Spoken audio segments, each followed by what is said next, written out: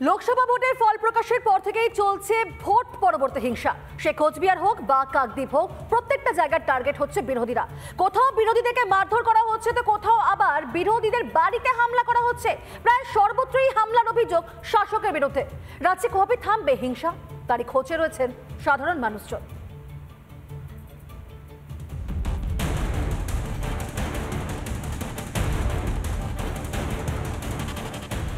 Vote পরবর্তী হিংসা শুরু।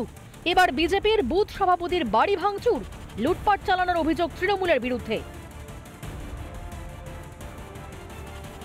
হিঙ্গলগঞ্জের সাহেবখালী অঞ্চলের রমাপুর 198 নম্বর বুথে সোমবার বিকেলে হয় তৃণমূলের বিজয় মিছিল। তারপরই হামলা চালায় শাসক আশ্রিত দুষ্কৃতীরা বলে অভিযোগ। বিজয় মিছিলের পর টিএমসির গুন্ডারা এসে আমাদের ঘর ভাঙচুর করে আর আমাদের হুমকি দিচ্ছে, মেরে ফেলবো, খুন করে ফেলবো, ঘর থেকে তুলে নিয়ে যাব, এই এলাকা ছাড়া করব। পুলিশকে আমরা জানিয়েছি, পুলিশ বলেছে লিখিত একটা দরখাস্ত দেওয়ার জন্য। পর্যন্ত তো কোনো স্টেপ নেওয়া হয়নি। ঘটনার পর থেকেই পলাতক ওই বিজেপির বুথ সভাপতি। এই ঘটনায় আতঙ্ক ছড়িয়ে পড়েছে এলাকায়। অ্যাকচুয়ালি সাহেবখালীর রমাপুরে বিজেপির কোনো কিছু সংঘর্ষ, কোনো সংগঠনই নেই। মানে দুটো গোষ্ঠী আছে, দুটো গোষ্ঠীর মধ্যে সংঘর্ষের ভিতরে বাড়ি ভাঙচুর হয়েছে। তৃণমূল কংগ্রেস থেকে তীর দিচ্ছে, একটা চক্রান্ত, এর সঙ্গে তৃণমূলের কোনো যোগ নেই। কাকদ্বীপের শ্রীনগরেও একই চিত্র।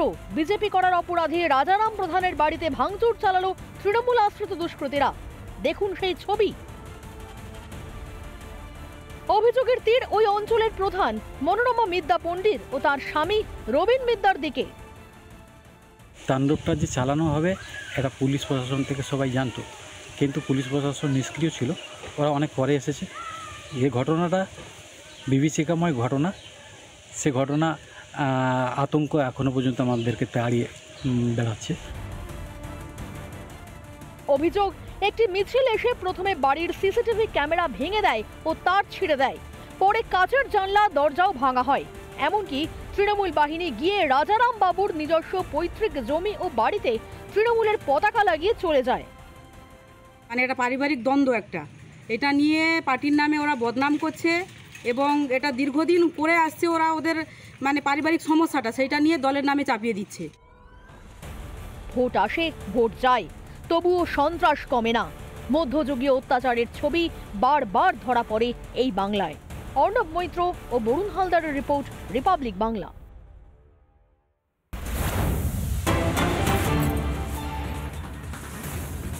ফের রাজ্যে ভোট পরবর্তী হিংসার অভিযোগ।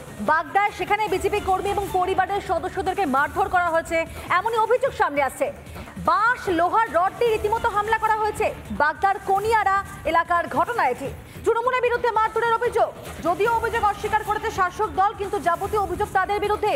বাঁশ, লোহার রড দিয়ে হামলা করা হয়েছে, তাদের উপর হামলা করা হচ্ছে। বাড়ির জিনিসপত্র পর্যন্ত ভেঙে চুরমার করে দেওয়া হয়েছে। ফের রাজ্যে ভোট পরবর্তী হিংসার অভিযোগ। আর এই অভিযোগ শুধুমাত্র কিন্তু প্রথমবার নয়। এই ভোট শেষ হবার পর বারবার একই অভিযোগ আসছে এ রাজ্যের বিভিন্ন প্রান্ত থেকে। লোকসভা ভোটের ফল প্রকাশের পর থেকেই চলছে এই ভোট পরবর্তী হিংসা। কখনো কোচবিহার, কখনো কাকদ্বীপ, কখনো উত্তর 24 পরগনা। প্রত্যেকটা জায়গা থেকে এভাবেই টার্গেট হচ্ছেন বিরোধীরা। কখনো তাদেরকে মারধর করা হচ্ছে, কখনো তাদের বাড়িতে হামলা করা হচ্ছে, এবং সর্বত্রই এই হিংসা, এই হামলার অভিযোগ শাসকের বিরুদ্ধে সামনে আসছে। আর এখানে একটা বড় সড়ো প্রশ্ন হচ্ছে, রাজ্যে কবে থামবে হিংসা? বিরোধী হলে কি বারবার এভাবে মারধরের শিকার হতে হবে?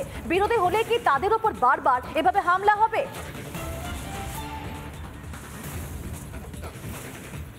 যখন আমাদের দেশের প্রধানমন্ত্রী পদে নরেন্দ্র দামোদর দাস মোদী শপথবাক্য পাঠ করবে, তখন আমরা 7:15-তে আমরা গ্রামের সবাইকে লাড্ডু খাওয়াই। লাড্ডু খাওয়ার একটা অনুষ্ঠান রাখি, সবাই আবির খেলি।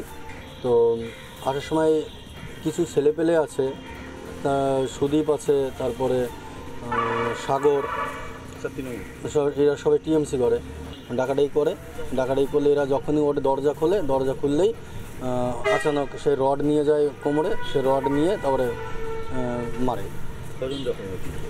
জখম হয়েছে 4 জন, 1 জন মহিলা আর 3 জন পুরুষ। ওদের এই বক্তব্যটি সম্পূর্ণ ভিত্তিহীন। গতকালকে ওখানে এক বাড়িতে, তৃণমূলের এক বাড়িতে, ওখানে শ্রাদ্ধের অনুষ্ঠানে একটা আয়োজন ছিল যে কিভাবে শ্রাদ্ধটা করবে। তারা যাওয়ার পরে সেখানে তাদের উপর চড়া হয়। চড়া হওয়ার পরে আমাদের পক্ষ তাদের উপর চড়া হয়, ফলে দুই পক্ষ বিবাদ হয়, গণ্ডগোলে অশান্তি হয়, শ্রদ্ধানুষ্ঠানের আলোচনা সভা নিয়ে গণ্ডগোল।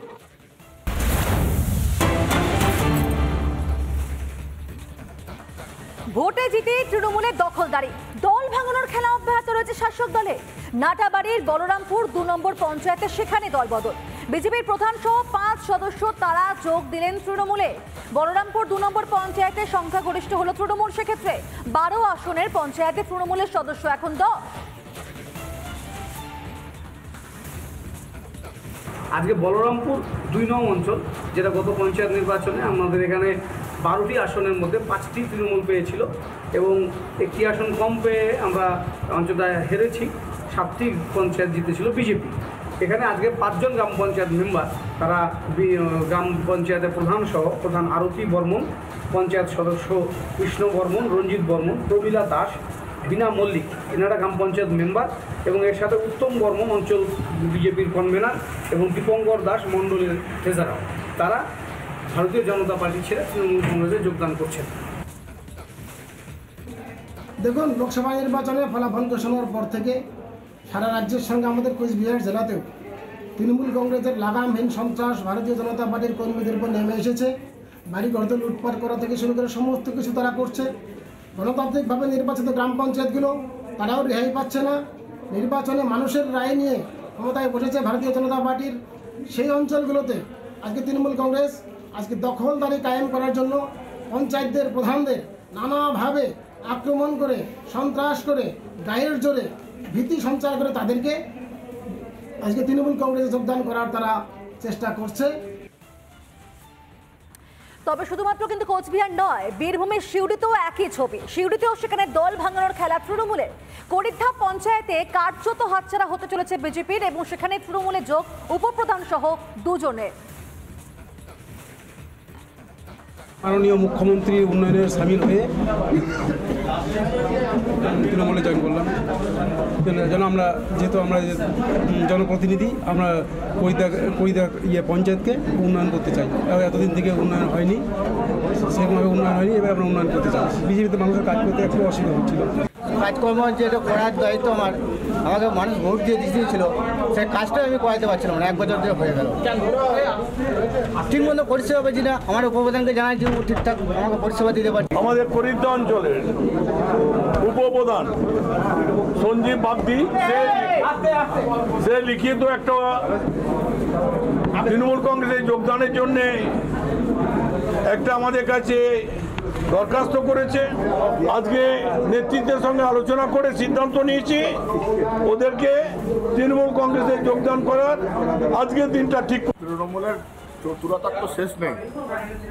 এখন এরা সংখ্যা বেশি পেয়েছে পশ্চিমবাংলার নিরিখে, আর সেই কারণে এই ধরনের ঘটনা ঘটাচ্ছে।